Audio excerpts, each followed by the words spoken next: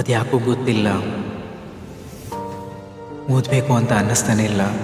ಓದಬೇಕು ಅನ್ನೋ ಮನಸ್ಥಿತಿನೇ ದೂರ ಆಗ್ತಿದೆ.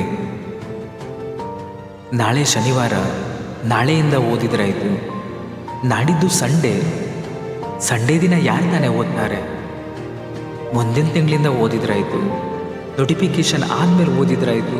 ಪರೀಕ್ಷೆ ದಿನಾಂಕ ಬಂದಮೇಲೆ ಓದಿದ್ರಾಯಿತು.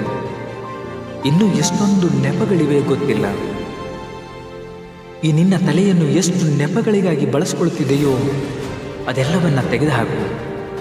ಓದಿನ ಕಡೆ ನಿನ್ನ ತಲೆಯನ್ನು ಬಳಸ್ಕೋ. ಎಲ್ಲಿಯವರೆಗೂ ನೀನು ಓದಿನ ಕಡೆ ಫೋಕಸ್ ಮಾಡಲ್ವೋ ಅಲ್ಲಿಯವರೆಗೂ ನೀನು ನಿನ್ನ ಸಾಧನೆ ಮಾಡಲು ಸಾಧ್ಯವೇ ಇಲ್ಲ. ಸರಿಯಾಗಿ ಯೋಚನೆ ಮಾಡಿ ನೋಡು. ಅವರಿವರನ್ನು ನಿನ್ನ ಶತ್ರು ಎಂದು ತಿಳಿಯಬೇಡ. ಯಾಕಂದರೆ ನಿನ್ನ ಮನಸ್ಸಿಗಿಂತ ದೊಡ್ಡ ಶತ್ರು ಬೇರೊಂದಿಲ್ಲ. ಸಾಧ್ಯವಾದಷ್ಟು ನಿನ್ನ ಮನಸ್ಸಿಗೆ ನಿನ್ನ ಗುರಿಯ ಬಗ್ಗೆ ತಿಳಿ ಹೇಳಿಸು. ನೀನು ಈಗ ನಿನ್ನ ಎಕ್ಸಾಮ್ ಪಾಸ್ ಮಾಡಿಲ್ಲ ಅಂದರೆ ನಿನ್ನ ಕನಸನ್ನು ನೀನೇ ನುಚ್ಚು ನೂರು ಮಾಡಿದಂತಾಗ್ತದೆ. ಯಾವುದೇ ಕಾರಣಕ್ಕೂ ನಿನ್ನ ಗುರಿಯನ್ನು ಬಿಡಬೇಡ. ನೀನು ಈ ವಿಡಿಯೋ ನೋಡ್ತಿದೀಯಾ ಅಂದರೆ ನಿನ್ನಲ್ಲಿ ಒಂದು ಅಗಾಧವಾದ ಗುರಿ ಇದೆ ಎಂದರ್ಥ. ಆದರೆ ಗುರಿ ತಲುಪಲು ನಿನ್ನ ಮನಸ್ಸಿನಲ್ಲಿ ಸ್ವಲ್ಪ ಅಡ್ಡಿ ಆತಂಕಗಳು ಎದುರಾಗ್ತಿದೆ. ಅಂತಹ ಆತಂಕಗಳನ್ನು ದೂರ ಮಾಡಲು ಪೂರ್ತಿಯ ವಿಡಿಯೋವನ್ನು ನೋಡು. ಜೊತೆಗೆ ನಮ್ಮ ಚಾನಲನ್ನು ಸಬ್ಸ್ಕ್ರೈಬ್ ಆಗೋದನ್ನ ಮರಿಬೇಡ. ಆತ್ಮೀಯರೇ, ನಿಮ್ಮೆಲ್ಲ ಅಡ್ಡಿ ಆತಂಕಗಳಿಗೆ ನಿಮ್ಮ ಮನಸ್ಸೇ ಕಾರಣ. ನಿಮ್ಮಲ್ಲಿ ಒಂದು ಅಗಾಧವಾದ ಶಕ್ತಿ ಇದೆ, ಆದರೆ ನಿನಗೆ ಆ ಶಕ್ತಿಯ ಬಗ್ಗೆ ಅರಿವಾಗ್ತಿಲ್ಲ. ಒಮ್ಮೆ ನಿನ್ನ ಸುತ್ತಮುತ್ತಲಿನ ಸಾಧಕರನ್ನು ನೋಡು, ಅಧಿಕಾರಿಗಳನ್ನು ನೋಡು. ಅವರಿಂದ ಸಾಧ್ಯವಾದದ್ದು ನನ್ನಿಂದ ಯಾಕೆ ಆಗ್ತಿಲ್ಲ? ಒಮ್ಮೆ ನಿನ್ನನ್ನು ನೀನೇ ಪ್ರಶ್ನೆ ಮಾಡ್ಕೋ. ಅವರಿಗೆ ಸಾಧ್ಯವಾದದ್ದು ನಿನ್ನಿಂದಲೂ ಸಾಧ್ಯವಿದೆ ಅನ್ನೋದನ್ನು ನೀನು ಅರ್ಥ ಮಾಡ್ಕೋ. ಪ್ರತಿದಿನ ನಿನ್ನನ್ನು ಹಂಗಿಸುವವರು ಇದ್ದೇ ಇರ್ತಾರೆ. ಅವರೆಲ್ಲರಿಗೂ ನಿನ್ನ ಸಾಧನೆ ಉತ್ತರವಾಗಬೇಕು. ಇವರು ಆಡುವ ಮಾತಿಗೆ ತಲೆ ಕೊಡಬೇಡ. ಯಾಕಂದರೆ ನಿನ್ನ ಗುರಿ ಎಷ್ಟು ದೊಡ್ಡದಾಗಿದೆ ಎಂದು ಅವರಿಗೆ ತಿಳಿಯಲ್ಲ. ತಿಳಿಸುವ ಪ್ರಯತ್ನವನ್ನು ಕೂಡ ಮಾಡಬೇಡ. ನಿನ್ನನ್ನು ಕೇವಲ ಎಂದು ತಿಳಿದವರು ಎಂದಿಗೂ ನಿನ್ನ ಗುರಿಯ ಸಾಧನೆಗೆ ದಾರಿದೀಪ ಆಗೋದಿಲ್ಲ. ನಿನ್ನ ಸಾಧನೆಗೆ ಮೆಟ್ಟಿಲು ಏರಲು ತುಂಬ ಸಮಯ ಆಗ್ಬೋದು, ಆದರೆ ನೆನ್ಪಿಟ್ಕೋ, ವೇಗವಾಗಿ ಮಾಡುವುದು ಸಾಧನೆಯಲ್ಲ, ನಿರಂತರ ಪರಿಶ್ರಮದಿಂದ ಮಾಡುವುದೇ ಸಾಧನೆ. ನಿಮಗೆಲ್ಲ ಗೊತ್ತಿರಬಹುದು ಆಮೆ ಮೊಲದ ಕತೆ. ಮೊಲ ವೇಗವಾಗಿ ಓಡುತ್ತೆ, ಆದರೆ ಕಥೆಯಲ್ಲಿ ಆಮೆನೇ ಗೆಲ್ಲುತ್ತೆ. ಯಾಕಂದರೆ ಆಮೆಯ ಓಟ ನಿರಂತರವಾಗಿರುತ್ತೆ.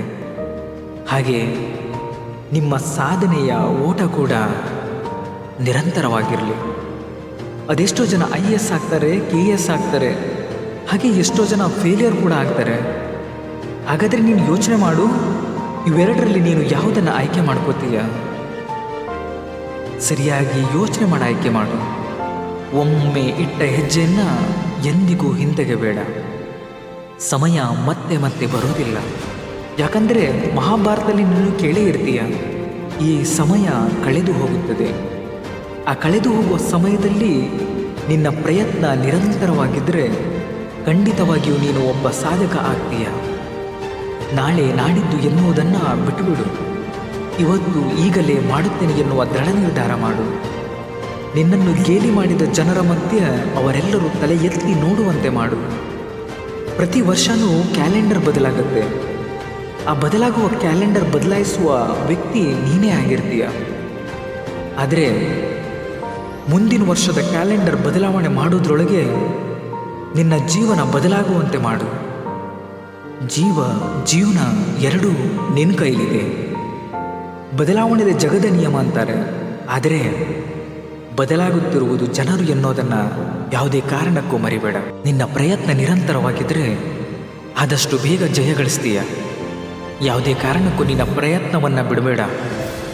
ಆಗುತ್ತೆ, ಇಂದೆಲ್ಲ ನಾಳೆ ನಿನ್ನ ಪ್ರಯತ್ನಕ್ಕೆ ತಕ್ಕ ಪ್ರತಿಫಲ ಸಿಕ್ಕೇ ಸಿಗುತ್ತೆ.